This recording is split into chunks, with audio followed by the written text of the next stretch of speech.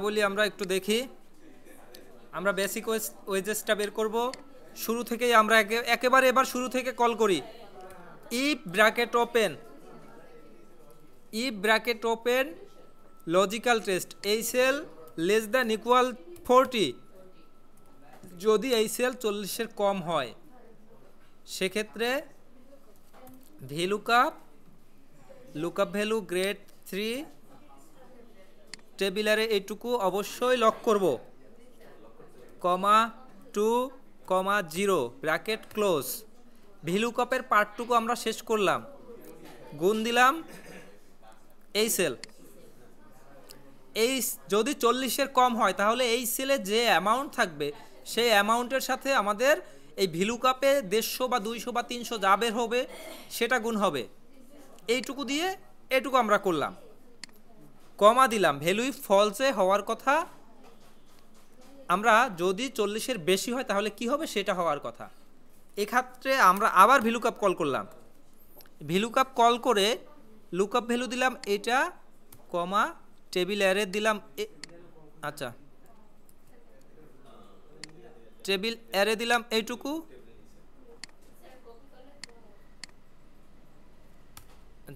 Table array দিলাম এইটুকু, lock করে দিলাম, কমা 2, 0 ব্র্যাকেট ক্লোজ। ভ্যালু ফলস মানে হচ্ছে 40-এর উপরে যারা হবে তারা, তো তাদের ক্ষেত্রেও আমরা গুণ করব মাত্র 40-কে। ঠিক আছে, যারা এইখানে আমি এখন দেখি একটা ইফ কল করলাম, একটা ইফেই আমাদের শেষ হয়ে গেল কিন্তু, তাই না? একটা ইফ করলাম, 40-এর উপরে যদি মানে নিচে হয় তাহলে ভিলুকআপ হবে, সেই ভিলুকআপের সাথে এইখানে যে সেলটা থাকবে সেই সেলটা গুণ হবে। এটা হচ্ছে 40-এর নিচে থাকলে। যদি উপরে থাকে তাহলে ভিলুকআপ দিয়ে আমরা রেটটা বের করলাম, তার সাথে গুণ হবে শুধু 40, ব্র্যাকেট ক্লোজ করে দিলাম। এইখানে আমাদের সঠিক অ্যান্সারটা চলে আসলো। বুঝছেন না?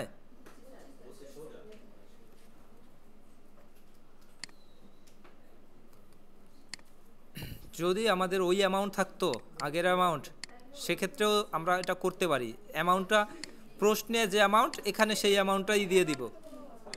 তবে বিশেষ ক্ষেত্রে এখানে যেটা সমস্যা, এই হেল্পার টেবিল যদি কোনোভাবে একটু ডিলিট করে দেন, কিন্তু আমাদের হেল্পার টেবিল ডিলিট করা যাবে না, হেল্পার টেবিল এখানে রাখতে হবে। ঠিক আছে, তা আমাদের বেসিক ওয়েজেস এইখানে যেটা, এটা একদম 100% অ্যাকুরেটভাবেই রেজাল্ট দিবে। ইফ দিয়ে হ্যাঁ যায়। আমরা এবার আবার একটু শুরু থেকে দেখি। ঠিক আছে, ইফ ব্র্যাকেট ওপেন, আমরা একটু আগে যেটা করলাম এটা একটু ঘুরিয়ে মানে করব, কিন্তু অন্যভাবে করি একটু। এই সেল গ্রেটার দ্যান ইকুয়াল করে লেস দ্যান ইকুয়াল করেছি না, এবার একটু গ্রেটার দ্যান ইকুয়াল দিয়ে করি, দেখবেন না?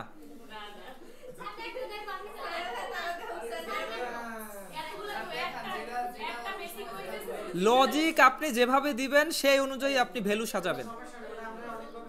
যদি এই সেল 40-এর বেশি হয়, এবার একটু দেখি, যদি এই সেল 40-এর বেশি হয় তাহলেও ভিলুকআপ হবে। লুকআপ ভ্যালু এটা হবে, টেবিল অ্যারে হবে এটা। হ্যাঁ, ইকুয়াল দিয়ে দিন।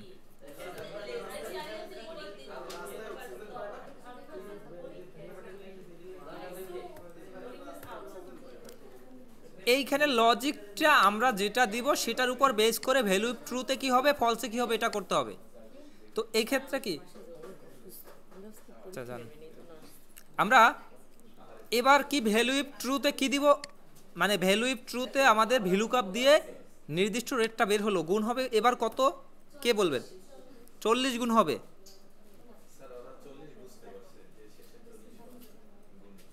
আচ্ছা, এরপরে আবার কি ভিলুকআপ, লুকআপ ভ্যালু এটা, কমা টেবিলারে এইটুকু লক করে দিব, কমা 2, 0 ব্র্যাকেট ক্লোজ, গুণ 45 এই সেল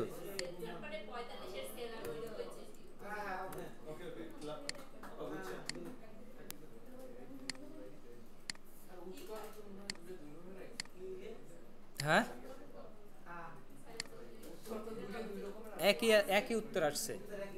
আগে যেটা করেছি, যদি এটা লেস দ্যান দিয়ে দেই, যদি লেস দ্যান দেই তাহলে 40 এইখানে গুণের পরিবর্তে আমরা এই সেলটাকেই গুণ করে দিব, আর এইখানে 40 গুণ করে দিব। এইটুকু পার্থক্য শুধু লেস দ্যান গ্রেটার দ্যানের। এক্ষেত্রেও একই আনসার।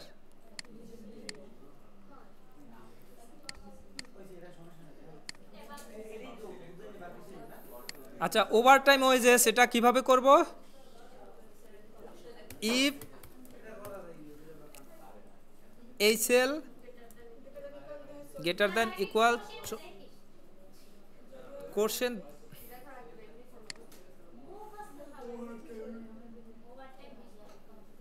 ওভারটাইম ক্যালকুলেটিং 200 টাকা per hour, but hour above 40, 40 ঘন্টার উপরে। তো এই সেল গ্রেটার দ্যান ইকুয়াল 40, তাহলে ভ্যালু ইফ ট্রুতে হবে এই সেলের যে অ্যামাউন্ট বিয়োগ 40, এইটার সাথে গুণ হবে 200। আচ্ছা, এই ক্ষেত্রে আমরা ব্র্যাকেটটা আগে দিয়ে নিব, ব্র্যাকেটটা দিয়ে নিব এবং গুণ করব 200, কমা 0, ব্র্যাকেট ক্লোজ। এই ক্ষেত্রে এই ব্যক্তি 30 ঘন্টা কাজ করেছে, তার কোনো ওভারটাইম নাই। সে যদি 41 ঘন্টা করে, তার 1 ঘন্টার ওভারটাইম 200 টাকা। যদি সে গ্রেড, আচ্ছা এখানে এক্ষেত্রে কোনো গ্রেডের কথা বলা হয়নি। মেডিকেল অ্যালাউন্স বলা আছে নির্দিষ্ট হারে 500 টাকা, 500 দিয়ে দিব সবার জন্য। গ্রোস অ্যামাউন্ট হচ্ছে এই তিনটা মিলে, ব্র্যাকেট ক্লোজ।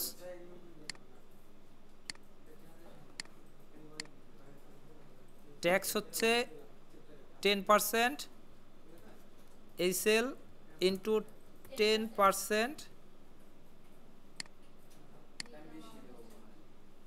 নেট সেল হচ্ছে, নেট ইনকাম হচ্ছে এই সেল মাইনাস ট্যাক্স। তো আমাদের আগের থেকে সহজ হচ্ছে না একটু? এবং 100% অ্যাকুরেট হওয়ার চান্স এটাই বেশি, তাই না? ভ্যালু কাপ দিয়ে সহজে আমরা এটুকু করে নিতে পারবো।